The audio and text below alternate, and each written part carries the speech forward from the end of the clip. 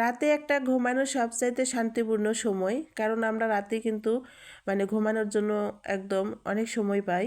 তো অথচ যখন সারা রাত অত ঘন্টা ধরে আমরা ঘুমালাম, তারপরেও কোনো শান্তি পেলাম না। যখন ফজরের নামাজ পড়ে একটু শুইলাম, তখনই মনে হচ্ছে যত শান্তির ঘুম চোখে চলে আসলো। আর কিছুতে চোখ আর মেলাতে ইচ্ছে করছে না, উঠতেও ইচ্ছা করছে না, কাজ করতে ইচ্ছে করছে না। মনে করছে দুনিয়ার শান্তির ঘুম সকালেই একদম চোখে লেগে গেছে।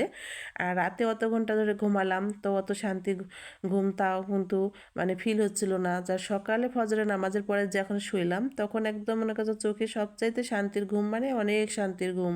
কিছুতেই চোখ থেকে ঘুম ছুটতে চাচ্ছে না, আর কোনো কাজে মন বসছে না। তো তারপরে যে সব মেয়েদেরই একটা সকালে ঘুম ভাঙার পরে একটা নাস্তা বানানোর একটা প্যারা থাকে। তো নাস্তা তো বানাতেই হবে, সে যত বড় ডাক্তার হোক আর ব্যারিস্টার হোক আর মাস্টার হোক, সবারই কিন্তু একটা সকালে নাস্তা বানানোর প্যারা থাকে, সব মেয়েদেরই।